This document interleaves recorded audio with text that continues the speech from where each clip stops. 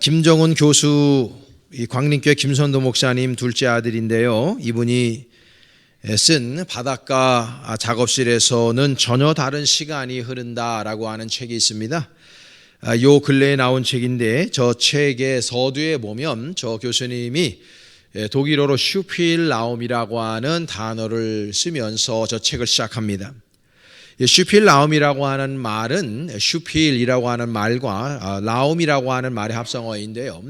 슈필이라고 하는 것은 놀이, 플레이닝이라는 뜻을 가지고 있고, 라움이라고 하는 것은 방 혹은 장소를 가지고 있어요. 룸을 가지고 있는 것이죠. 그래서 이 말의 뜻은 놀이하는 장소, 놀이하는 방이라고 이제 해석을 할 수가 있는데요. 좀 더 깊이 있는 의미를 놓고 보게 되면은 내 마음대로 할 수 있는 나만의 공간이라고 하는 의미를 가지고 있습니다. 여러분들에게 있어서는 이 슈필라움이 있는지 모르겠습니다. 여러분들 마음대로 할 수 있는 여러분들만의 공간을 얘기하는 것이죠. 흔히 보면 남자들에게 있어서는 어찌 보면 그 자동차 운전석이라고 할 수 있어요. 그래서 남자들이 때로는 막 난폭훈련 운전 같은 거 하는 이유도 그 장소가 나만의 장소라고 생각하기 때문입니다. 여성들에게 있어서는 남편과 자녀들을 다 학교와 직장을 보내고 혼자 있는 그 집이라든지 아니면 카페가 슈필라움이 될 수가 있습니다. 또 학생들에게는 걸어잠근 자신의 방이 슈필라움일 수 있습니다. 공무원들이나 아니면 직장인들에게는 일과 시간 잠시 나와서 즐기는 사우나가 바로 슈필라움일 수도 있습니다.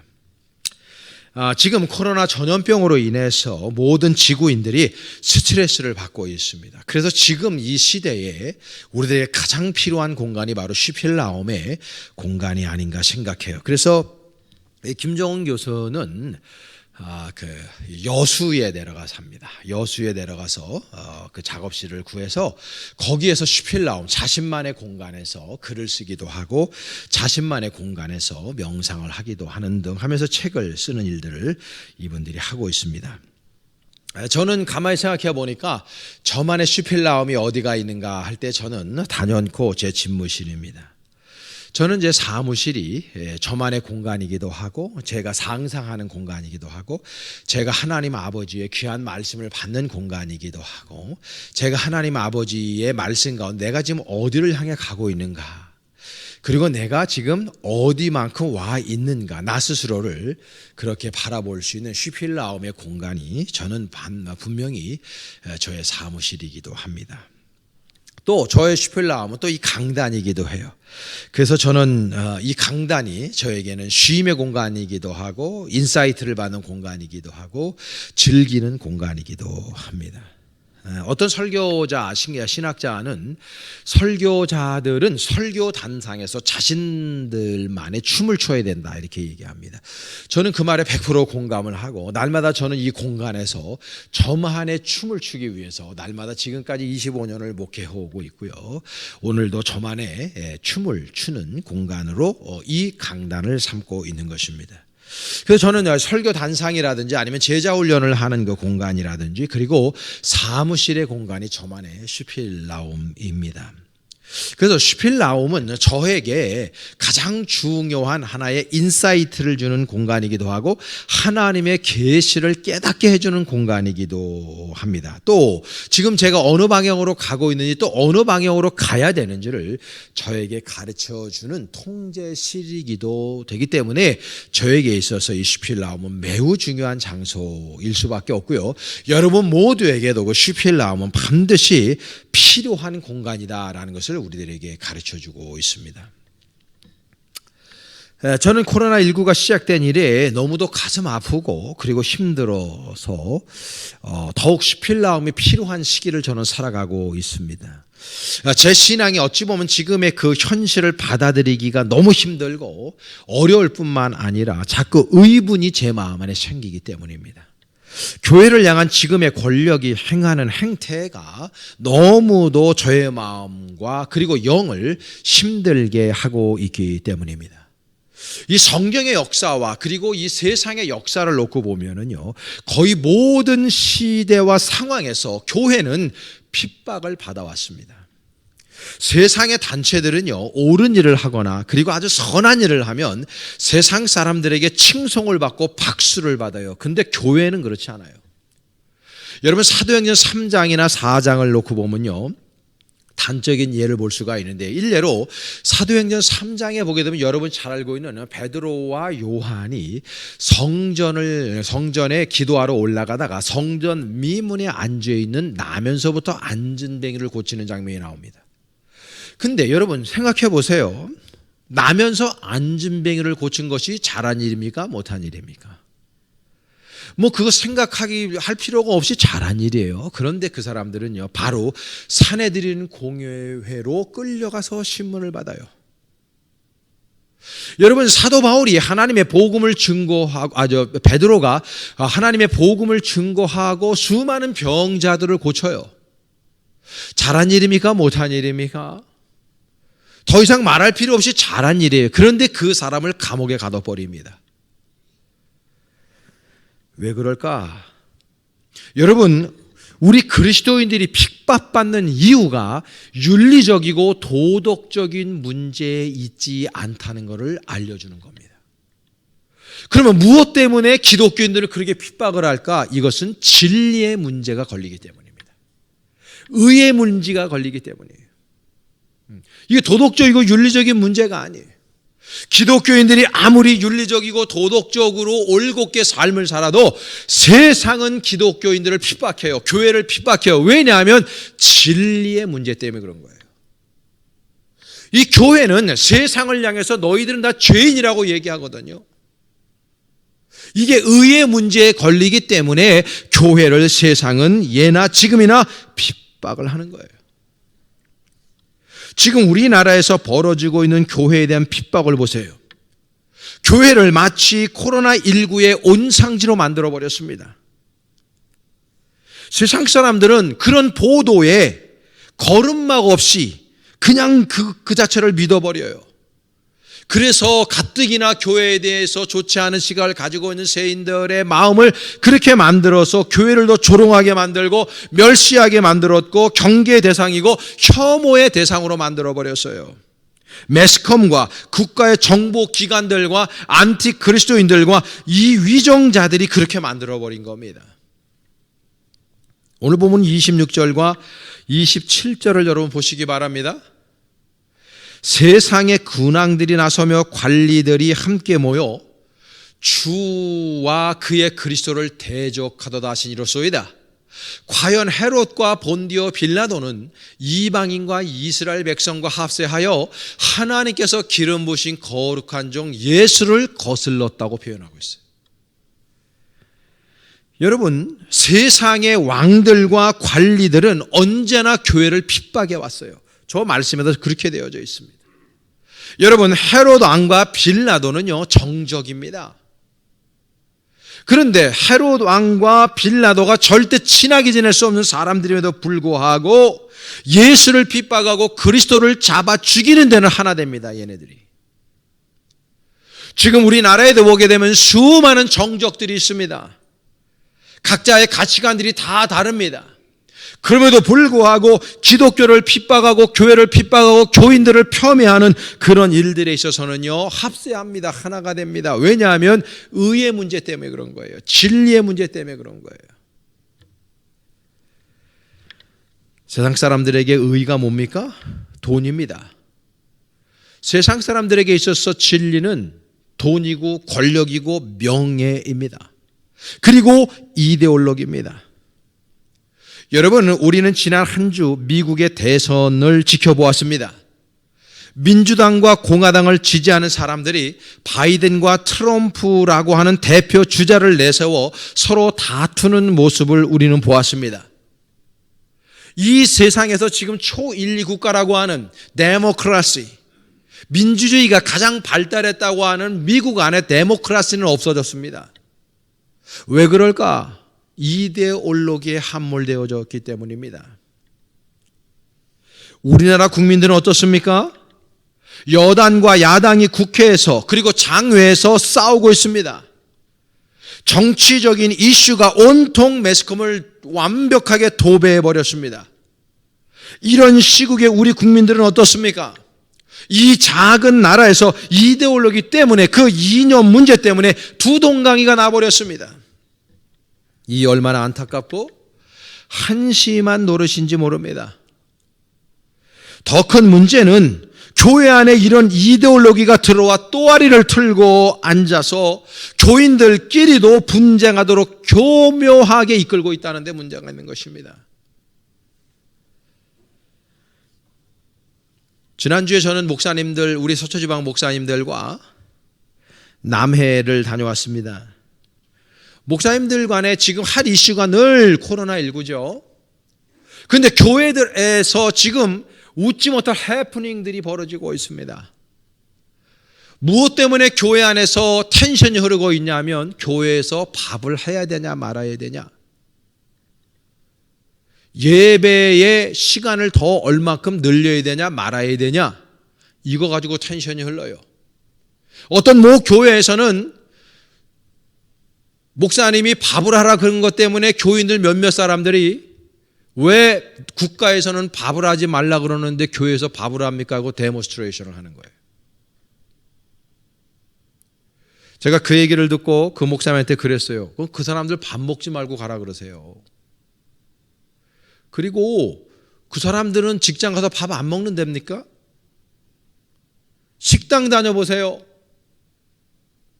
지하철 타보세요. 버스 타보세요. 교회는요, 그런 데보다 훨씬 안전합니다. 그런데 교회에서만 밥 못 먹게 하는 이 정부를 향해서 교회에서 밥 좀 먹인다는데 그것 때문에 뭐라 그럽니까? 그럼 그 사람의 신앙이 문제에 있는 거지. 예수님을 믿는 거예요? 문재인 대통령을 믿는 거예요 도대체?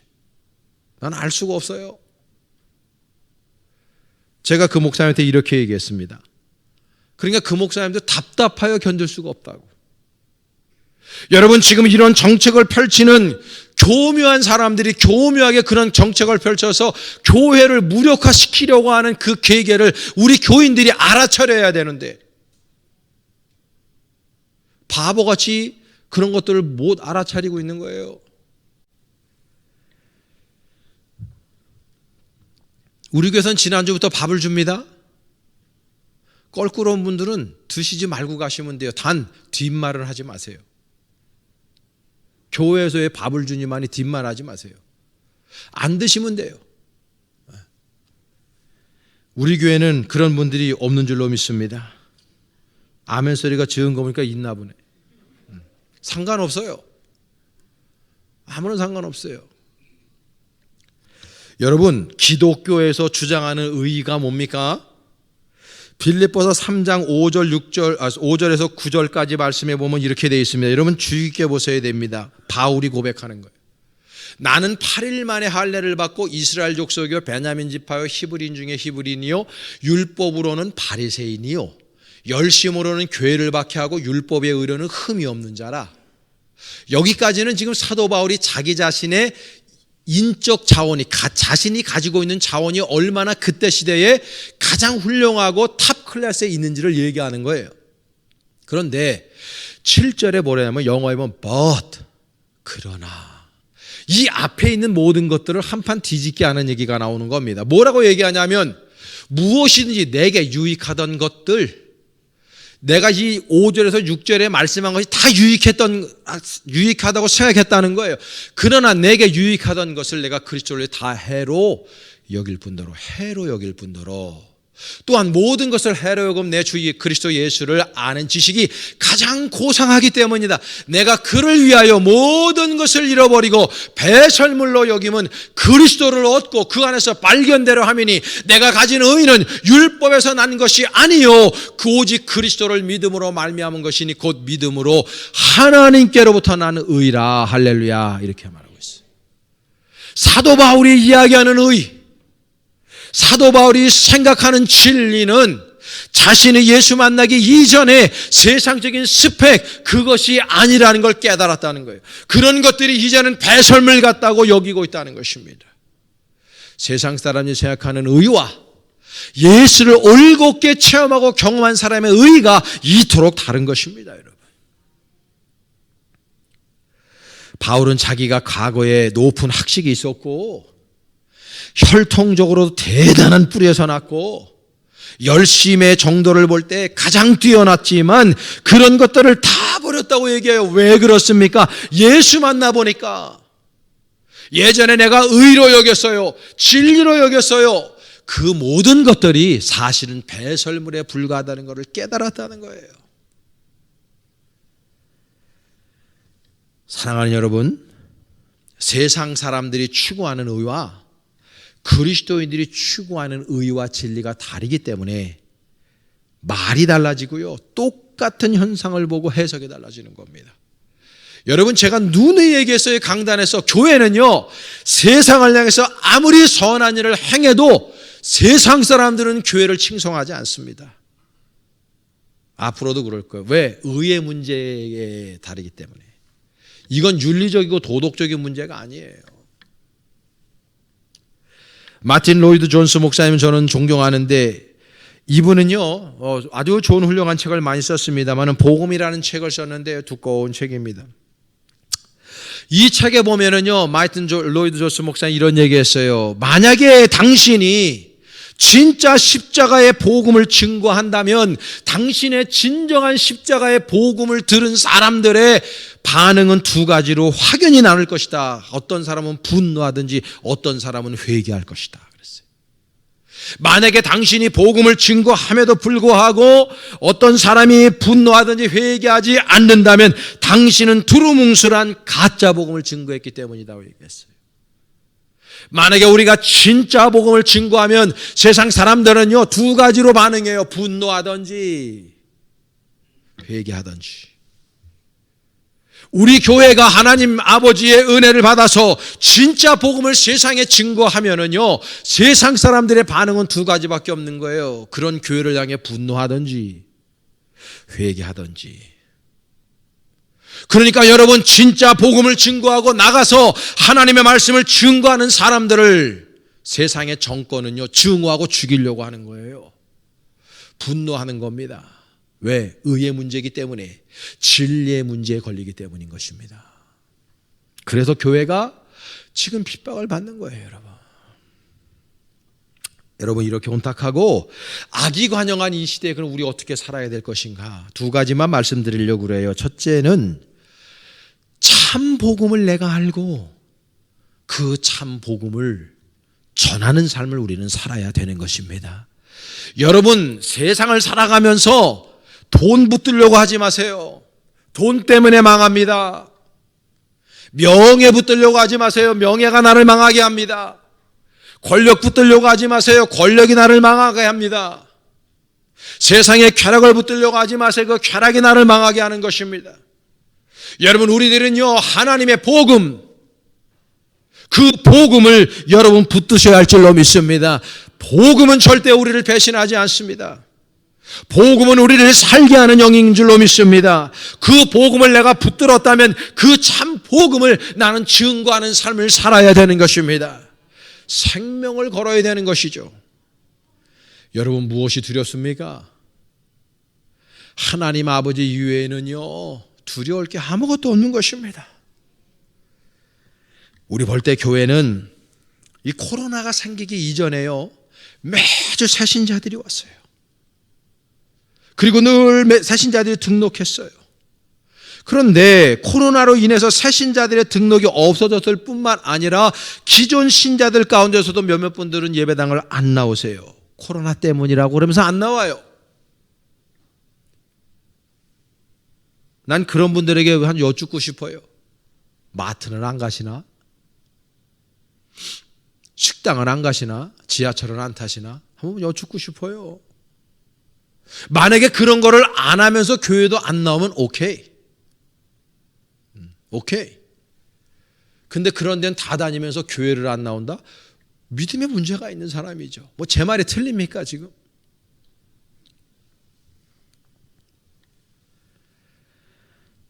그러니까 제가 더 분노하고 분개하는 거예요. 교회가 안 되는 교회나 문제 있는 교회였으면 상관이 없는데 제 마음이 왜 아프고 안타까운가? 교회가 아름답고 귀하게 성장하는 볼 때 교회가 코로나19 때문에 힘들어지니까 더 힘든 거죠. 코로나로 인해서 벌어진 일이기도 하지만 코로나를 이용한 정부와 교회를 유독 핍박하려고 하는 세력들 때문이기도 한 거예요. 교회에서 예배를 드리지 못하게 하잖아요. 이 결정에 저는 지금 우리나라에 있는 교계 지도자들에게 매우 불만이 많은 사람입니다.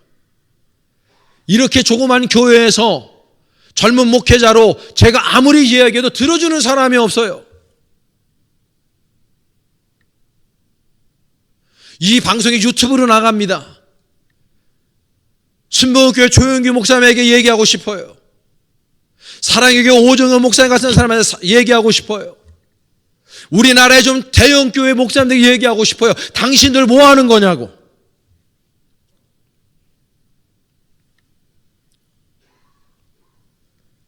목사들조차도 좌파나 우파로 나뉘어졌어. 이데올로기에 함몰되었기 때문에 정부가 교회를 우습게 보는 것입니다. 단합이 안 되니까. 의사들은 자신의 밥그릇 잘못될까 봐 의사 고시까지도 포기하면서 데몬스트레이션 하니까 정부가 절절매잖아요. 답답해요. 견딜 수가 없습니다.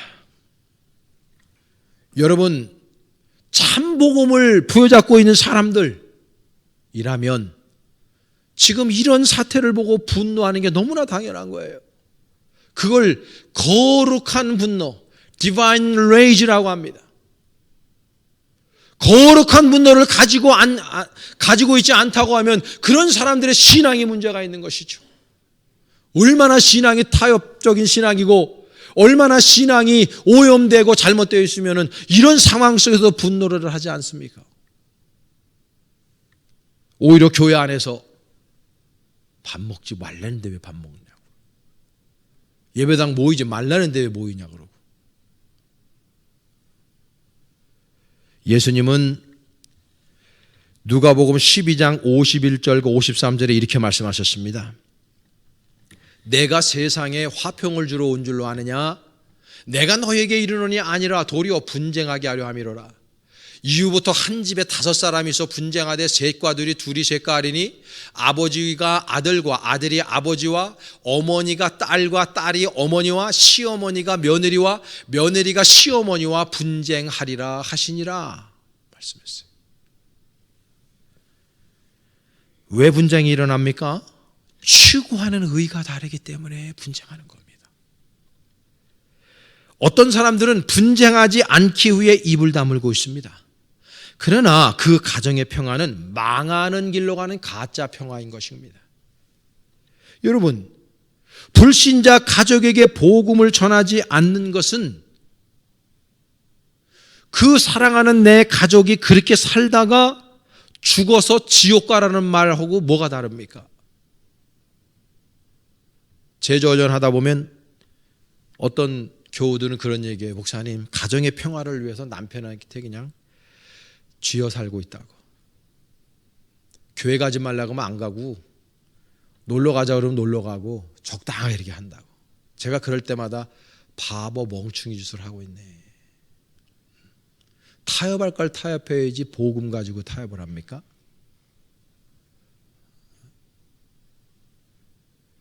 그 사랑하는 남편, 그게 진짜 사랑하는 남편이면, 예수 안 믿는 남편이면 그 사람을 향해서 정말 무릎 꿇고라도 아니면 싸워서라도 울면서라도 1년이고 2년이고 3년이고 예수 믿어야 복 받는다고, 예수 믿어야 당신과 내가 다시 천국에 간다고 말을 해. 그게 정상이지.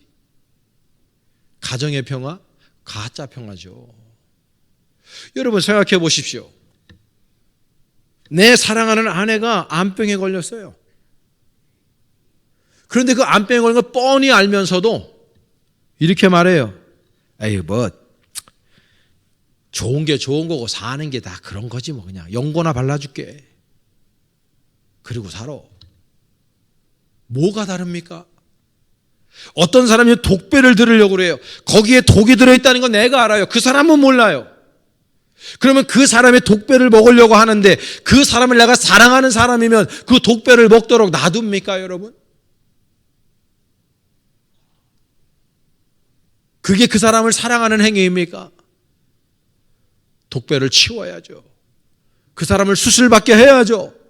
아프더라도 째서 그 암덩어리를 다 메스로 걷어내야죠. 그래야 그 사람이 살잖아요.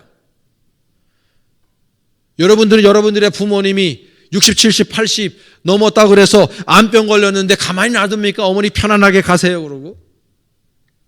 질병이 있으면 질병을 고치는 게 당연하죠. 왜? 그 사람 사랑하니까. 내 자식이 질병 들어있는데 가만히 놔둡니까? 질병 고치잖아요. 똑같아요. 영적으로 질병에 들려서 예수를 모르고 있고 죽으면 지옥 가는 걸 뻔히 아는데 내가 내 믿음으로 내 복음이 그걸 말하고 있는데 내 심장이 그걸 말하고 있는데 내 사랑하는 남편이라 그러면서 부모라 그러면서 형제라 그러면서 절친이라 그러면서 그 사람한테 전하질 않아요? 말이 안 되는 것이죠, 여러분. 그래서 이 험한 시절에 어떻게 살아야 되냐? 내 마음 안에 먼저 복음이 있어야 돼요. 복음이. 이 마음 안에. 지금 현대 그리스도인들이 믿음이 너무 없는 거예요. 확신이 없어. 구원에 대한 확신이. 사랑하는 여러분, 이 시간에 부족한 점이 여러분들 앞에 선포합니다. 하나님 살아계십니다. 예수님 곧 재림하십니다. 이 진리 우리가 절대적으로 믿고 나아가야 되는 건 아닙니까? 두 번째로는 뜨겁게 기도하고 성령으로 충만한 삶을 우리 살아야 됩니다. 오늘 본문 29절에서 31절의 말씀에 보면요, 이렇게 말해요. 주여, 이제도 그들의 위협함을 굽어보시옵고. 이거 초대교인들의 하나님을 향한 기도의 내용입니다. 주여, 이제도 그들의 위협함을. 정치가, 권력이 자신들을 위협하고 있다는 거예요. 지금 시대랑 똑같아요. 굽어보시옵고 또 종들로 하여금 담대히, 그럼에도 불구하고 담대히 하나님의 말씀을 전하게 하여 주시오며 손을 내밀어 병을 낫게 하시옵고 표적과 기사가 거룩한 정 예수의 이름으로 이루어지게 하옵소서 하더라. 빌기를 다하며 기도하기를 다하며 모인 것이 진동하더니 무리가 다 성령이 충만하여 담대히 하나님의 말씀을 전했다고 표현하고 있습니다. 여러분, 빌기를 다하며, 이 말이 중요해요. 빌기를 다했다는 건 기도를 다했는데 기도를 아주 구체적으로 했다는 말씀이에요. 아주 열정적으로 했다는 말씀이에요. 초대교회 교인들의 기도의 내용과 기도의 태도는 두루뭉실한 기도도 아니었고 했던 말도 하는 중원부원하는 기도도 아니었고 이네들의 기도는 뜨뜨미지근한 기도도 아니었고 정말 강청하는 기도였고 열심을 내는 기도였고 간절한 마음으로 하나님 아버지 앞에 드렸던 기도예요. 이 사람들이 드렸던 기도의 두 가지의 그 제목이 뭐냐면 강하고 담대하게 세상 사람들이 권력을 들여서 우리를 핍박하고 우리를 박해하고 우리를 위협한다 할지라도 강하고 담대하게 주님의 말씀을 증거케 해달라고 하는 기도와 우리가 병자들을 위해서 손 얹고 기도할 때 그들의 질병을 고쳐달라고 하는 기도를 드리고 있어요. 이 간절한 기도에 하나님은 급하게 응답하셔서 그때 당시에 그 초대교회 백성들에게 성령의 충만함으로 역사하시는 줄로 믿습니다. 기도해야죠. 그리고 간절하게 기도할 때 하나님의 성령의 충만함을 받아야 할 줄로 믿습니다. 성령의 충만함을 받지 못하니까 교회 안에서 엄한 소리들 하는 거예요. 믿음 없는 소리들. 제가 좀 전에도 서초지방 목회자 수행회를 제가 남해로 다녀왔다 그랬잖아요. 근데 그 목사님 중에 한 분이요, 바이타민 신봉자가 있어요. 상표도 종땡땡 1000mg짜리 그 종땡땡 그거 있어요. 근데 이분이요, 모든 목사님 사모님 모아놓고 바이타민 C가 얼마나 좋은지에 대해서 설명을 하면서 자신은 맨날 기본적으로 6000mg을 먹는다는 거예요. 우리 보는 앞에서 시음을 하더라고. 밥 먹자마자 종땡땡 그거 2,000g을 물로 탁 먹는 거예요. 10,000을 먹어도 되고 12,000을 먹어도 된대. 필요 없는 건 다 소변을 배출되니까 다 너무 좋다는 거야. 췌장에도 좋고 뭐 안 좋은 게 없어요. 막 그냥 한 5분 정도를 침 튀겨가면서 바이라민 복음을 전하는 거예요. 그러니까요, 목사님 사모님들이 걸로 쏠려 들어가. 빨려 들어가는 거야. 내가 그걸 보면서 탁 손뼉을 치고, 자, 우리가 전도를 해도 저렇게 해야 된다고. 그러니까 목사님들이 막 웃으면서 맞다고. 그래서요, 이 바이타민 복음을 듣고 나도 이제 바이타민을 먹어야지 하는 분들이 엄청나게 많아졌어요. 그래서 저도 별로 안 먹다가 먹어야 되나 하지 그러고 있어요. 여러분, 예수님을 어디 바이타민 C에다 비교합니까? 만약에 우리가 저와 여러분들이 예수를 믿는 사람이면, 그리고 그 복음이 내 가슴 안에 있으면, 여러분, 우리 예수 믿는 사람처럼 살아야 되는 게 당연한 거 아닙니까? 세상이 아무리 우리를 위협하고 세상의 권력이 아무리 우리를 핍박해도 우리가 진짜 예수를 믿으면, 내가 진짜 예수님의 제자면, 내가 진짜 그리스도인이면 우리 예수님의 말씀 따라 살아야 되는 거 아닙니까? 세상 말이 아니라, 그게 나한테 피해가 좀 와도, 내 생명에 위협이 있어도 내가 진짜 예수 믿는 사람이면 우리 예수님 말씀 따라야 되는 거 아닙니까? 요즘에 교회에서 목사님들이 정치 이야기 하지 않습니다. 저 역시도 그러고요. 그런데 여러분, 꼭 이 말씀은 드리고 싶습니다. 지금 우리나라에 문재인교가 있습니다. 박근혜교도 있어요. 제가 다시 한번 부탁하는데 이데올로기에 함몰되지 마십시오. 여가 있고 야 있을 수 있습니다. 지지하는 정당이 있을 수 있습니다. 그거는 당연한 겁니다. 그러나 그 이데올로기가 믿음에 앞서서는 안 되는 겁니다. 어떻게 하나님을 향한 믿음에 이데올로기를 갖다 댑니까? 우리는 하나님을 믿는 사람들인데 주님 안에서 우리는 한 형제 자매가 된 줄로 믿습니다. 그러니 우리는 정부의 방침을 따르는 게 아니라 예수님의 방침을 따라야죠. 하나님의 말씀을 따라야죠. 그렇다고 제가 마스크 다 벗고 방역수칙 지키지 맙시다 이렇게 얘기하는 거 아닙니다. 타자를 존중해야 됩니다. 아니, 기독교만큼 타자를 존중하는 종교가 세상에 어디 있습니까, 여러분? 코로나19 때문에 2.5단계 때 해도 이 정부가 교회에만 예배를 막았지 천주교나 불교는 예배드리게 다 했습니다. 사람들이 그걸 모르더라고요. 그러나 여러분, 우리는 예수 믿는 사람이니 예수님의 말씀을 따라야죠. 이 시대에 여러분, 복음에 사로잡히고 복음을 증거하는 멋진 그리스도인들로 살아갈 수 있기를 축복하며, 정말 주님의 은혜 가운데서 간절한 기도, 강청하는 기도를 통해서 성령 충만함 받으셔서 세상에 그 무엇과도 타협하지 아니하고 하나님의 말씀에 붙들림 받아서 그 무엇을 두려워하는 인생이 아니라 하나님을 두려워하는 인생, 주님께서 원하시는 삶, 저와 여러분들이 부족하지만 살아내려고 날마다 몸부림치며 그렇게 멋진 예수님의 자녀다운 삶을 저와 여러분들이 살아낼 수 있기를 간절히 축원합니다.